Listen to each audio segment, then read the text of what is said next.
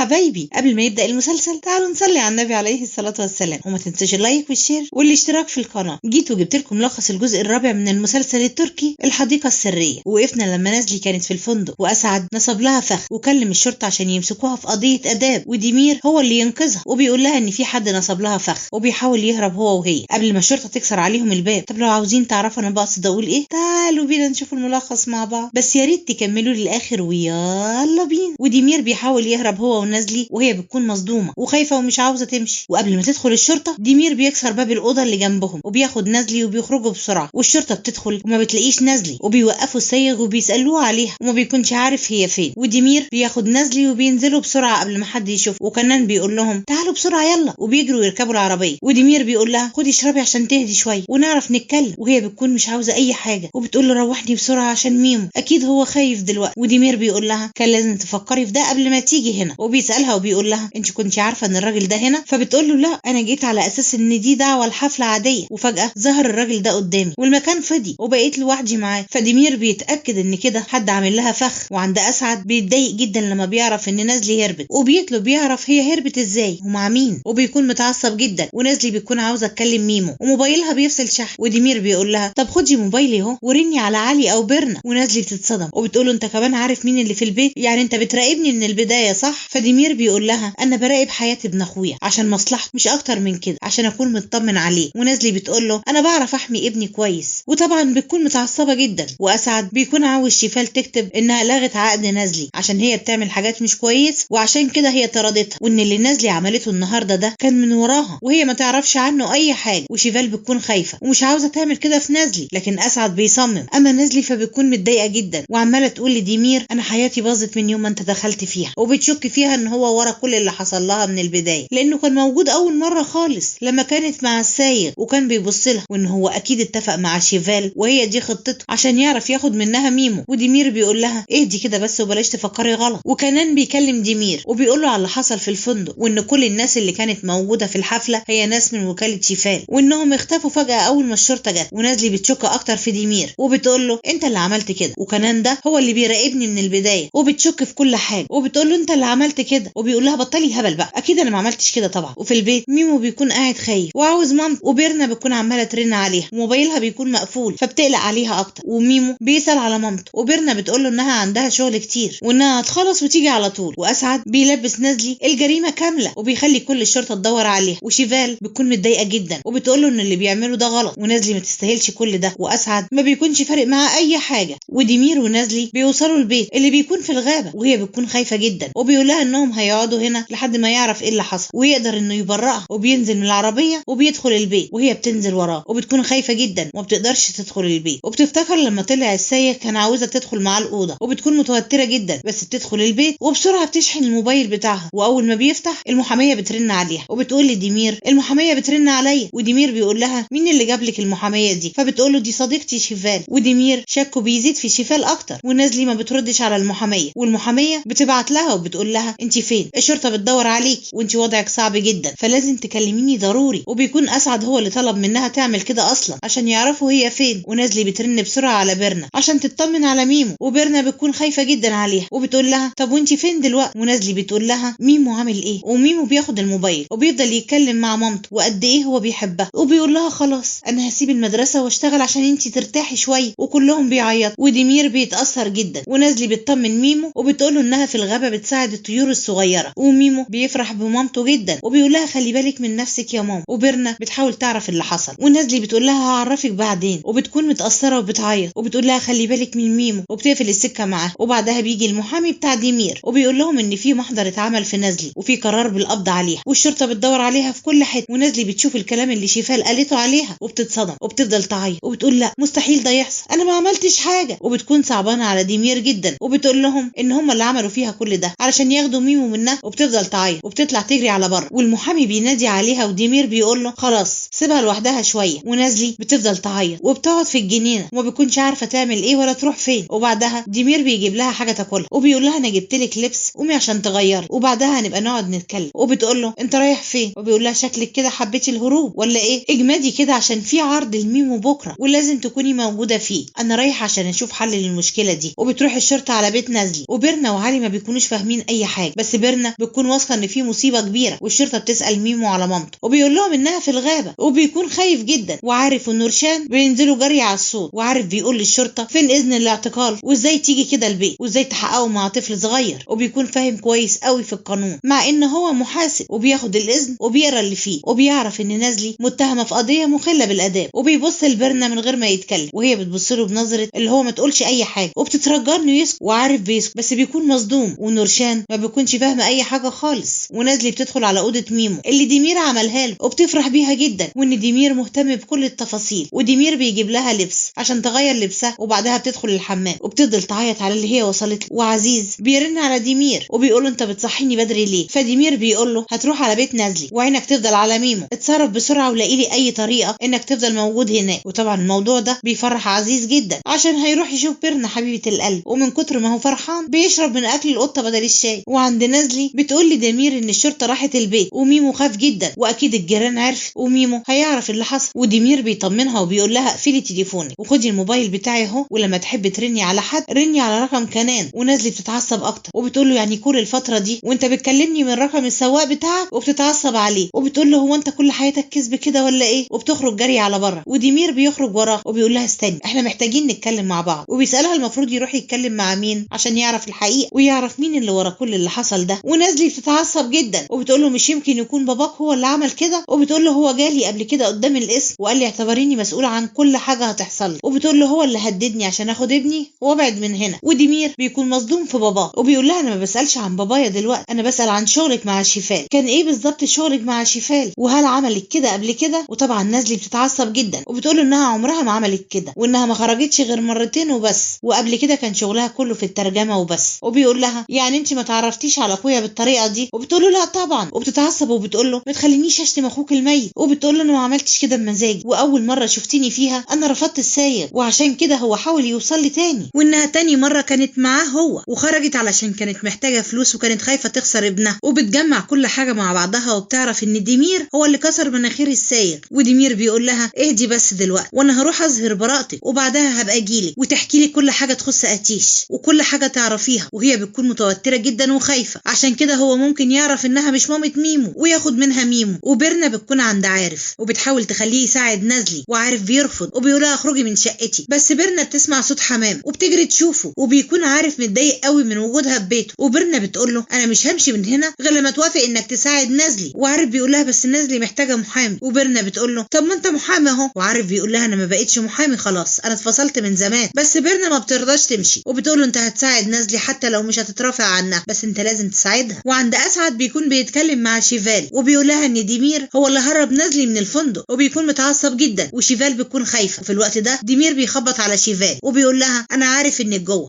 افتحي وخلينا نتكلم مع بعض. واسعد بيكون مش عاوزه تفتح عشان بيكون خايف من ديمير، لكن ديمير بيقول لها صدقيني لو ما فتحتيش انا هروح للشرطه بالتسجيل اللي معايا وهقول لهم ان انت اللي رشحتي لي نازلي وانت اصلا اللي كنت بتشغليها. وشيفال بتخاف منه وما بتسمعش كلام اسعد وبتخرج بسرعه، وبتكون اصلا قلقانه على نازلي واعصابها بايظه خالص. وبتفتح لديمير واسعد بيستخبى وبيدخل ديمير عشان يعرف منها الحقيقه. وعارف بيرفض يساعد بيرنا ونازلي وبيطردها من البيت وهي ما بترضاش تمشي، ولما بتلاقيه مصمم بتقول له خلاص انا هخرج، وبتعمل نفسها هتخرج وبتقفل عليهم الباب وبترمي المفتاح من الشباك وبتقول لميمو خلي معاك المفتاح ده لحد ما اقول لك هاته. وعارف بيتصدم من اللي هي عملته. ودفنه بتكون مبسوطه جدا ورايحه بيت ديمير وبيكون معاها ورد والعروسه المنكوشه اللي شبهها دي عشان تحطها في بيت ديمير على اساس ان هي اللي هتعيش فيه. ولما بتروح هناك بتتصدم لما بتلاقي نازلي موجوده وبتنشر فستانها علشان ينشف وبتفتكرها وبتعرف ان هي دي اللي كانت مع ديمير في الملعب. وديمير بيقول لشيفال انت ازاي عملتي كده في نازلي؟ وبيقول لها ان كل البنات غيروا شهادتهم ومش فاضل غيرها هي. وبيقول لها انت ما تعرفيش نازلي كانت هتعمل ايه في نفسها، دي كانت هترمي نفسها من الشباك عشان خاطر السايغ ما يقربش منها، انت كنت هتتحملي مسؤوليه اللي هيحصل لها ومسؤوليه ابنها كمان. وشيفال بتنهار وبتقول له نازلي ما كانتش تعرف اي حاجه. وديمير بيقول لها طب انت ليه عملتي فيها كده وليه نصبت لها الفخ ده؟ وشيفال بتفضل تعيط وديمير بيكون عاوز يعرف مين اللي وراه، واسعد بيكون متوتر جدا ومش عارف يعمل ايه. وديمير بيقول لها قدامك فرصه انك تعوضي اللي عملتيه وهي انك تروحي تغيري كلامك عشان تبرئي نازلي، وبعدها هنبقى نقعد وتبقي تقولي لي بقى مين اللي طلب منك انك تعملي كده. وشيفال بتتوتر جدا وديمير بيقول لها انا لازم اعرف مين اللي ورا الموضوع ده. ودفنه بتمسك نفسها وبتدخل عشان تضايق نازلي وبتعاملها على انها خدامه، بس نازلي بتقول لها لا انا مش خدامه هنا انا ضيف. ودفنه بتسلم عليها وبتكون عاوزه عاوزه ديمير، ونازلي بتقول لها ان ديمير مش هنا وانه سايب موبايله هنا، ودفنه بتقول لها خلاص هبقى اجيله بقى في وقت تاني، وبتمشي وهي متعصبه جدا وبتفضل تصرخ وبتقطع كل الورد اللي كانت جايباه وهي متضايقه جدا. وعند ديمير بيقول لشيفال مين اللي طلب منك كده، وهي بتعيط وما بتردش عليه، وبيقول لها لا ما انت لازم تقولي لي وتعرفيني مين اللي قالك تعملي كده، خدتي فلوس ولا هددوكي؟ وما بترضاش ترد ولا تتكلم. وبيوريها صوره بنت من اللي شهدوا على نازلي، وبيقول لها ان البنت دي هتغير اقوالها وباقي البنات هيعملوا كده برضه، وهو كمان هيروح يشهد عليها وهيجيب تسجيلات الكاميرا ان شيفال هي اللي بتاخد نازلي وبتوديها للرجاله بنفسها وان هي اللي اتفقت معاه. وشيفال بتخاف اكتر، وبيكون اسعد مش عارف يتصرف ومش قادر يخرج عشان ديمير ما يعرفش ان هو ورا كل حاجه. وديمير بيسالها عن المحاميه وبيقول لها كلميها خليها تيجي عشان نعرف بقى انتوا اتفقتوا على ايه. واسعد بسرعه بيبعت للمحاميه وبيقول لها شيفال هترن عليكي اوعي تردي عليها. وشيفال بترن على المحاميه وفعلا المحاميه ما بتردش عليها. وديمير بيقول لها خلاص مش في ايدي اي حاجه اعملها غير ان اروح ابلغ عنك. وشيفال بتخاف جدا وبتقول له استنى انا هغير اقوالي. وديمير بيقول لها مش كفايه انا عاوز اعرف مين اللي ورا الموضوع ده. وهي بتعيط واسعد بيتوتر اكتر وبيكون خايف ان شيفال تقول عليه. وبعد ضغط كبير من ديمير لشيفال بتقول له ان اللي طلب منها كده هو السايغ. وديمير بيقول لها انا هروح له ويا ريت بقى يبقى كلامك زي كلامه والا مش هرحمك ابدا، اعملي حسابك المحامي بتاعي هيجي ياخدك عشان تغيري اقوالك. وبيسيبها ويمشي. واسعد بيخرج وبيقول لها يلا البسي بسرعه عشان نمشي من هنا قبل ما ديمير يرجع تاني. وبيكون عاوزها تهرب عشان ما تغيرش اقوالها وعشان نازلي تتحبس. وشيفال بترفض وبتقول له انها هتروح تغير اقوالها وهتخرج نازلي. واسعد بيتعصب عليها وبيقول لها بطلي الجنان ده بقى. وشيفال بتقول له انا مش هقدر اعمل كده في نازلي. فبيقوم وراها وبيقول لها مش هتروحي في حته وفكري فينا. وشيفال بتقول له انت ما بتفكرش فينا، انت ما بتفكرش غير في مصلحتك وبس، وبسبب مصلحتك دي انت ضيعت ابنك ودلوقتي عاوز تضيع ابنك التاني وتضيع كمان مستقبل نازلي. لا انا مش هخليك تعمل كده ابدا. وديمير بيروح للسايغ محل الذهب بتاعه والسايغ بيكون اصلا مستنيه. وبيكون اسعد بيكلم السايغ وبيقول له اهرب قبل ما ديمير يجي واوعى تجيب سيرتي في اي حاجه. ولما السايغ بيعرف ان ديمير وصل بيفرح جدا وبيكون معاه حراس كتير وعاوز ينتقم منه، لكن ديمير بيكون عارف عنه كل حاجه وبيهدده ان هو هيكشف كل وساخته للعشيره بتاعته وهيعرف حماه وهيعمل له مشاكل كبيره قوي. وطبعا السايغ بيخاف على سمعته وبيكون حماه والعشيره بتاعته ناس صعبه جدا وهو بيخاف منه. فالسايغ بيخلي الحرس تخرج بره وبيقعد يتكلم مع ديمير. وديمير بيقول له عملت كده ليه مع نازلي؟ والسايغ بيقول له عشان هي رفضتني. فديمير كده بيتاكد ان نازلي ملهاش ذنب في اي حاجه وانها فعلا بريئه، فبيضغط اكتر على السايغ وبيعرفوا ان في واحد هو اللي خطط لكل ده والشخص ده بيحب شيفال بجنون وان هو عمل كل ده عشان شيفال. وديمير بيكون عاوز يعرف مين هو الراجل ده بس السايغ ما بيكونش عارف عنه اي حاجه ولا حتى اسمه ولا رقم. وديمير بيهدد السايغ ان هو هيفضحه في العشيره لو ما سحبش الشكوى اللي ضد نازلي وان نازلي هتحاسبه على اللي عمله فيها بنفسها. وبيسيبه ويمشي. وفي كنيسه في اليونان بتكون الصدمه الاكبر ان اتيش لسه عايش وعامل فيها راهب في الكنيسه دي. ايه ده انت صحيت امتى؟ ودفنه بتوصل البيت لجافيدان وبتقابل عثمان وبتكون متضايقه جدا من نازلي وبيكون في حاجات كتير قوي بتحصل في البيت ده ومحدش فاهمها. وبيكون عثمان بيحب جافيدان جدا واخته عثمان ما هيش موجوده وجافيدان ما بتحبهاش وترضاها عشان اتيش وديمير كانوا بيحبوها اكتر منها. والعامل اللي بيهتم بالخيل اخرس وحاجات كتير مريبه في البيت ده ومحدش فاهم حاجه. ونازلي بتبعت رساله لبيرنا من موبايل ديمير وبتقول لها كلميني على الرقم ده. وعند بيرنا عزيز بيوصل وبيكون معاه حاجات كتير للبيت علشان يصلح وهو منها يقرب من بيرنا شويه. وبتكون نورشان متضايقه جدا عشان عارف مش عاوز يعرفها ايه اللي بيحصل. وبيرنا بتبص من الشباك وبتتوتر جدا لما بتشوف عزيز وبتنادي على ميمو عشان يجيب المفتاح وبيكون عارف خلاص وافق ان هو يساعدهم. وعزيز بيفضل يبص لبيرنا بالطريقه دي. ونازلي بتكون بتزرع الورد اللي جابته دفنه وبتهتم بالحديقه وبيرن عليها ديمير وبتعرفه ان دفنه جت وبيقول لها ما تقلقيش هي مش هتقول لحد وبيطمنها وبيقول لها خلاص كل حاجه هتتحل بكره. وبتكون عاوزه تروح لميمو وديمير بيقول لها طب ايه رايك اجيب لك ميمو عشان تجهزه للعرض؟ وهي بتفرح جدا وبتقول له ماشي وبيقول لها خلاص خلي بيرنا تحضره وانا هروح اخده. ودفنه بتكون قاعده مع جافيدان وبتقول لها ان في بنت موجوده في بيت ديمير وان ديمير عاوز يربي ابن الناس ومش مهتم ان هو يخلف ويربي ابنه. وجافيدان بتديها صوره اتيش وديمير وهم صغيرين ودفنه بتتصدم وبتقول لها ده الطفل اللي مع البنت. وجافيدان بتقول لها ان ده ابن اتيش ودي مامته وان البيت ده ديمير بيجهزه للطفل ده. وهي بتعيط وبتتاثر جدا. وديمير بيرن على دفنه وبيقول لها بلاش تجيبي سيره لحد ان انت شفتي نازلي النهارده. وهي بتقول له حاضر. وجافيدان بتقول لها بيقول لك ما تعرفينيش صح؟ فبتقول لها ايوه. وبيقعدوا هما الاثنين متاثرين جدا. وديمير بيرن على اسعد وعشان بيرن عليه من رقم كنان فاسعد ما بيردش عليه. وحتى بعد ما ديمير بيبعت له رساله وبيقول ان هو ديمير برضه اسعد ما بيردش عليه. وجافيدان بتتكلم مع دفنه وبتقول لها ان ده بيت العيله ولازم ابن اتيش يجي يتربى هنا زي اتيش بالظبط، وانت لازم تقنعي ديمير بكده عشان انا مش هقبل بغير كده. وجافيدان وهي بتتكلم بتجيلها الحاله وبتتعب جدا وبيغمى عليها وبتقع على الارض، ودافنه بتخاف عليها وبتجري عليها بسرعه. وفي اليونان عند اتيش بتدخل عليه بنت جميله جدا وبتتعامل معاه على انه راهب، وبتقعد وبتعمل طقوس خاصه بالديانه بتاعتها، وبتقول له انها عملت ذنوب كتير وهو بيقول لها والرب هيغفر لك، وبتديله ورقه وهو بيديها كيس فيه الماس. والبنت بتخرج وبتسلم الالماس لعصابه المافيا اللي بيكونوا قاعدين بره، وبيكتشفوا ان الالماس ده مزيف، وبيدوروا على اتيش، وبيكون اتيش اصلا هرب، وبيطلعوا يجروا وراه لكن ما بيلحقوهوش، وبيفضل يجري وبياخد شنطته اللي فيها الفلوس والبسبور كمان، وبيطلع يجري منهم ومش بيمسكوه. هو انت في كل حته ليك مصيبه. وعند بيرنا بتكون نورشان متضايقه جدا منها وعاوزه تعرف هو ايه اللي حصل وايه اللي حصل لنازلي وهي فين ومخبيين ايه عليها. وعزيز بيقول لها اهدي بس، هي متضايقه منك عشان كنت بتتكلمي مع عارف في السر ومش عاوزين تعرفوها اللي حصل، حتى ان انا عملت لها قهوه ووريت لها الفنجان كمان. وبيرنا بتتعصب عليه وبتقول له يعني مريض الضغط، وبتشربها قهوه. ونورشان بتقول لها مالكيش دعوه بالشاب، هو بيهون عليا، مش احسن منك اللي مخبيه عني ايه اللي بيحصل ومخبيه عني كمان هي فين نازلي. وعارف بيبص لبيرنا وبيقول لها اوعي تتكلمي. وعند اسعد اللي ما بيكونش عاوز يخرج شيفال من البيت وبيقول لها انت مش هتروحي القسم، وبيرن موبايله وما بيردش، والمحامي بيرن على شيفال وبيقول لها ما ترديش، بس شيفال بترد على المحامي وبتقول له انها مستنياه. ودافنه بترن على اسعد تاني وبتقول له ان جافيدان تعبانه جدا وانهم راحوا على المستشفى. واسعد بيقول لها انا جاي على طول، وبيقفل معاها وبيقول لشيفال مفيش خروج، وبيقفل عليها الباب وبيمشي. وعند بيرنا عارف بيكون عاوز يعرف كل حاجه عن نازلي وعن ديمير وايه اللي بيربطهم ببعض. وبيرنا بتتوتر جدا وعارف بيقول لها اعملي حساب انا مش هساعدكم غير لما تعرفوني كل حاجه وما يبقاش في اي اسرار خالص. ونازلي بترن على بيرنا وبتقول لها ان عارف هيساعدهم، ونازلي بتفرح قوي وبتقول لها جهزي ميمو علشان ديمير هيجي ياخده وهاتيلي كل حاجاته بتاعه العرض. وبيرنا بتقول لها حاضر، وبتتضايق من وجود ديمير وبتكون مش طايقاه عشان كذاب. وديمير بيقول لها انت خالة ميمو وانا عمه واكيد هنتقابل كتير فلازم نصلح علاقتنا ببعض. وبيرنا بتقول له انت عملت اكتر حاجه بكرهها وهي الكذب. وعزيز بيسمع كده وبيخاف جدا عشان بيرنا بتقول انها ما حضرتش عزا باباها عشان هو كان كذاب وكذب عليه. وعزيز بيخاف لا تكرهه وهو بيحبها قوي. وبيخرج ميمو جري وبيحضن عزيز جامد وبيفرح قوي انه هياخده لمامته. وبيرنا بتنادي على ميمو وبتقول له تعالى عشان نحضر الشنطه، وميمو بيجري عشان يحضرها معاه وبيكون فرحان جدا. وعند نازلي بتدور على اي اكل تعمله لميمو بس ما بتلاقيش اي حاجه في البيت، وبتلاقي شجره الفاكهه دي فبتطلع تجمع الفاكهه عشان تعمل له منها حلويات. وعزيز بيدخل على بيرنا وبيقول لها هو ايه اللي جاب ديمير هنا وليه بتقولي له يا عزيز هو ايه ده، هو لسه فيه الطبع ده؟ وبيرنا بتقول له ايه ده انت تعرفه منين؟ وبيقول لها هبقى اقول لك بعدين، وواضح ان مفيش حد بيحبه هنا برضه. وبيقول لها انا هخرج اتكلم معاه شويه وبعدها هبقى اجي افهمك. وبيخرج يتكلم مع ديمير وبيتعامل معاه على اساس ان هو يعرفه من ايام الجامعه. وبيرنا بتتفرج عليه وديمير بيقول له انت بتعمل كده ليه؟ فبيقول له الله انت ما سمعتش بيرنا قالت ايه وانا مش عاوز اخسرها بقى. وبعدها بيخرج ميمو وديمير بياخده وبيقول لبيرنا ان جيم ده ان عزيز ده شخص كويس جدا، لكن بيرنا ما بيكونش مصدقه ديمير خالص وبتقول له كنت هصدق لو حد غيرك هو اللي قال لي. فديمير بيتضايق جدا وبيمشي. وبيرنا بتسال عزيز انت تعرف ديمير منين؟ وبيقول لها انهم كانوا سوا في الجامعه بس كان طول عمره شخص متكبر جدا ومغرور كده ومفيش حد بيحبه، ولما خرجت اتكلمت معاه دلوقتي اعتذر لي وعاوز يصلح اللي عمله وعاوز يجي المطعم بتاعي عشان نتكلم وكده. ونازلي بتاخد عروسه دفنه وبترميها في الزباله عشان بيكون شكلها وحش خالص، وبتحضر الاكل وبتكلم ميمو وبتكون فرحانه جدا ان هو جاي لها. وديمير بيقول لها انه هيروح على مكان وهيجوا على طول. وعند عزيز بيكون عاوز يقرب اكتر من بيرنا وبيعزمها على قهوه في المطعم بتاعه وهي بترفض وبتقول له انا عندي شغل كتير خليها لما نازلي ترجع وهنبقى نشربها سوا. وطبعا بيوافق وبيسيبها ويمشي، بس بيقابل جان اللي بيكون ابن نورشان وبيكون عارفه وبيقول له انت فين وبتعمل ايه؟ اوعى تكون بتعزف في الشارع. وجان بيقول له لا ابدا انا بس اتخانقت مع الناس اللي في السكن وعشان كده انا قاعد مع ماما. وعزيز بيقول له هستناك في المطعم. وبيكون عزيز عارف جان عشان كان بيجي المطعم عنده هو واصحابه، وجان هو اللي كان بيحاسب على طول وكان مستغرب من الوضع ده وشكلها كده جان وراه مصيبه كبيره. المهم ان عند نازلي بتدور على مصر لكن بتلاقي الملف بتاعها وبتاع بيرنا كمان وبتلاقي صوره السونار وبتعرف ان ده ابن ديمير ومات، وبيكون في رسومات كتير لمرات ديمير وهي حامل والطفل صغير وهو بيلعب. وبتزعل على ديمير وبتخبي الورق تاني بسرعه عشان ميمو وديمير وصل. ونازلي بتخرج جري لميمو وبتاخده جامد في حضنها، وديمير بيكون واقف بيشوفهم وهو متاثر جدا وبيحس قد ايه نازلي بتحب ميمو. ونازلي بتفضل تبوس في ميمو كتير قوي عشان وحشها جدا. وبعدها بيدخلوا الاكل اللي ديمير جايبه وميمو بيكون فرحان جدا. وعند اتيش بيكون مستني العربيه اللي هيهرب فيها وبيدي السواق حبه الماس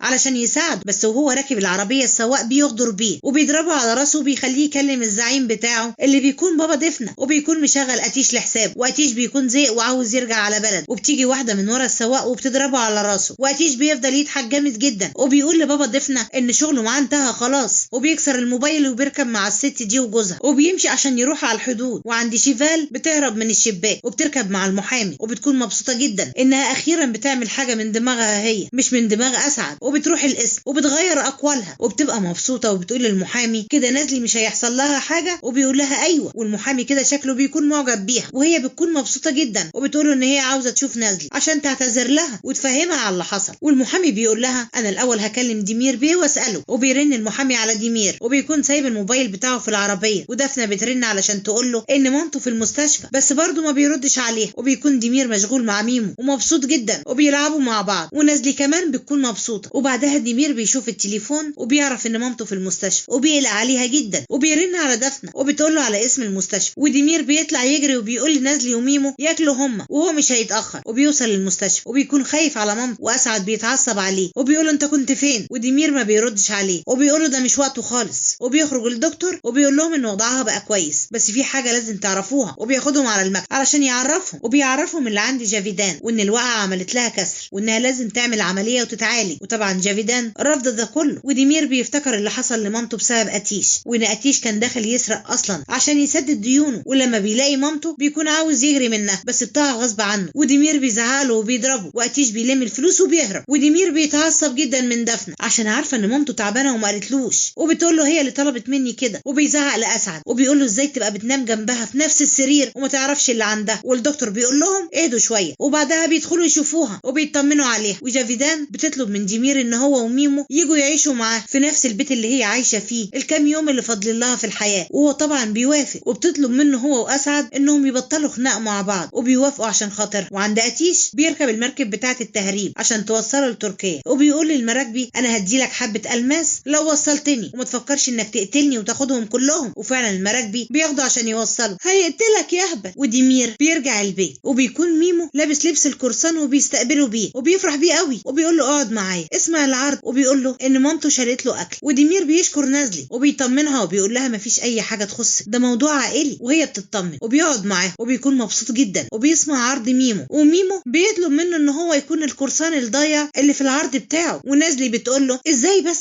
يمكن يكون هو مشغول، لكن ديمير بيوافق وبيقول له وريني الدور بيقول ايه، وميمو بيفرح جدا. وعند أتيش المراكبي بيكون عاوز يقتله عشان ياخد كل الألماس، بس أتيش بيكتفه وبيكون في ايده قنبله وعمال يهدد بيها المراكبي، وبيكون أتيش خلاص وصل لتركيا وبيسيب المراكبي وبيمشي، وبتطلع القنبله اللي في ايده دي صب بيسمع عليه اغاني مش اكتر يا ابن المجانين. ونازلي بتروح مع المحامي وبتخلص كل الاجراءات وبتظهر براءتها وبتكون فرحانه جدا وبتشكر ديمير وبيوصلها المدرسه وبيقول لها هخلص حاجه وهجيلك على طول. وفي المستشفى الدكتور بيقول لديمير وأسعد ان لازم جافيدان تعمل العمليه في اقرب وقت عشان التجمع الدموي اللي في دماغها كل ما الوقت بيزيد التجمع ده بيزيد اكتر. وبتدخل جافيدان وبتزعق فيهم وبتقول لهم انها مش هتعمل العمليه وده اخر قرار عندها، وديمير بيخرج جري وراها وبتقول له انها مش هتعمل العمليه وانها مش هتاخد اي علاج غير لما تشوف حفيدها الاول وتتعرف عليه ويجي كمان يعيش معاها، وبتسيبه وتمشي. وديمير ما بيكونش عارف يعمل ايه. وفي مدرسه ميمو بيكون العرض بتاعه بدأ وبيكون زعلان جدا عشان ديمير ما جاش، والمفاجاه بقى ان أتيش بيكون موجود في المدرسه وميمو بيكون متضايق جدا وبيقدم العرض وهو زعلان، ومره واحده بيلاقي ديمير ظهر قدامه وبيكون لابس لبس القرصان وبيمثل معاه، وميمو بيفرح جدا وبيخلص العرض بتاعه وهو مبسوط جدا. وبعدها بيخرجوا وأتيش بيدخل قاعه العرض وبيقعد يتفرج، وديمير بيكون فرحان بميمو قوي، ونازلي كمان بتكون مبسوطه جدا. وفجاه بتيجي جافيدان ومعها أسعد ونازلي بتتصدم وميمو بيخاف. وبس كده لحد هنا وبيخلص الجزء ده من مسلسلنا، ولو عاوزين تعرفوا اللي هيحصل بعد كده استنوني في ملخص الجزء الجديد وانا مش هتاخر عليكم. ويا ريت كل اخواتي يواظبوا على الصلاه في مواعيد، ولو عجبكم الفيديو يا ريت ما تبخلوش علينا باللايك، ولو اول مره تتفرجوا علينا يا ريت تعملوا اشتراك وتفعلوا الجرس عشان يوصلكم مننا كل جديد بنقدمه، وان شاء الله اللي جاي هيعجبكم اكتر واكتر.